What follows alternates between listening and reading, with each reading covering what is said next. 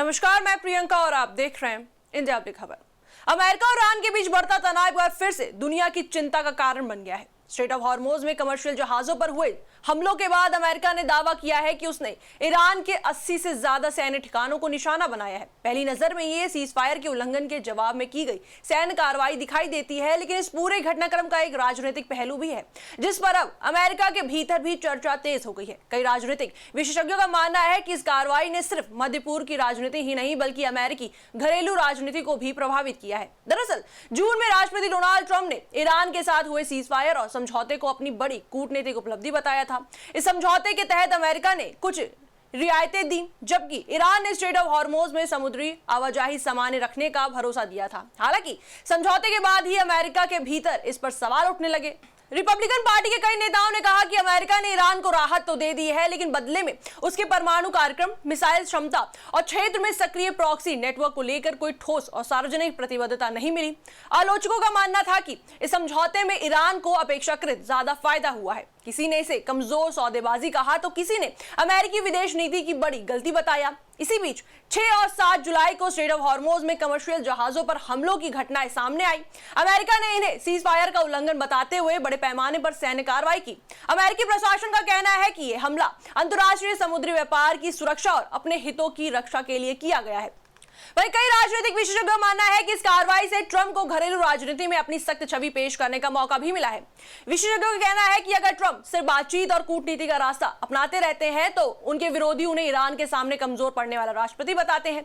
वहीं अपनी ही पार्टी के आलोचकों को भी उन पर हमला करने का एक और मौका मिल जाता है। ऐसे में सैन्य कार्रवाई के जरिए ट्रंप ने यह संदेश देने की कोशिश की है कि अमेरिका समझौता कर सकता है, लेकिन अगर उस समझौते का उल्लंघन होता है तो वह कड़ा जवाब देने से पीछे नहीं हटेगा। हालांकि यह कहना भी सही नहीं होगा कि पूरी कार्रवाई सिर्फ घरेलू राजनीति को ध्यान में रखकर की गई है। अमेरिका का आधिकारिक रुख साफ है कि ईरान ने जहाजों पर हमला कर समझौते का उल्लंघन किया और उसी के जवाब में यह सैन्य कार्रवाई की गई है। लेकिन राजनीतिक विशेषज्ञों का एक वर्ग मानता है कि इस घटनाक्रम ने ट्रंप को अपनी नेतृत्व क्षमता और सख्त छवि दिखाने का अवसर भी दिया है। इस कार्रवाई के समय को लेकर भी चर्चा हो रही है। बताया जा रहा है कि ट्रंप ने नेटो शिखर सम्मेलन के दौरान अपने शीर्ष सुरक्षा अधिकारियों के साथ बैठक के बाद इस ऑपरेशन को मंजूरी दी। इसके तुरंत बाद उन्होंने सीज फायर को समाप्त घोषित किया और ईरान के खिलाफ सख्त बयान दिए। इसलिए कई विशेषज्ञ इसे सिर्फ सैन्य कार्रवाई नहीं बल्कि एक मजबूत राजनीतिक संदेश भी मान रहे हैं। हालांकि इस फैसले के बाद ट्रंप की मुश्किलें खत्म नहीं हुई हैं। अमेरिका में डेमोक्रेटिक नेताओं और युद्ध विरोधी समूहों ने आरोप लगाया है कि सीज फायर खत्म कर प्रशासन ने पूरे क्षेत्र को फिर से बड़े संघर्ष की ओर ढकेल दिया है। उनका कहना है कि सैन्य कार्रवाई से तनाव और बढ़ सकता है, जिसका असर वैश्विक सुरक्षा और अर्थव्यवस्था दोनों पर पड़ेगा।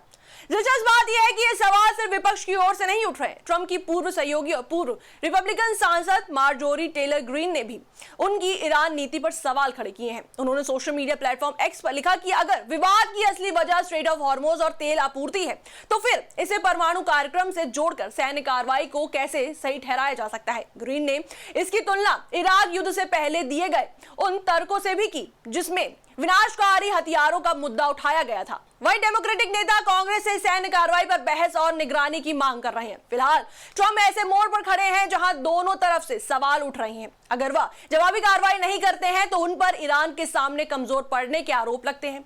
अब कार्रवाई करने के बाद उन पर क्षेत्र में नए संघर्ष को बढ़ावा देने के आरोप लग रहे हैं। यानी इस फैसले ने उनकी आलोचना खत्म नहीं की है बल्कि उसका स्वरूप बदल दिया है। आने वाले दिनों में यह देखना अहम होगा कि यह सैन्य कार्रवाई ट्रंप के लिए राजनीतिक बढ़त साबित होती है या फिर घरेलू और अंतर्राष्ट्रीय स्तर पर उनके लिए नई चुनौतियां खड़ी करती है।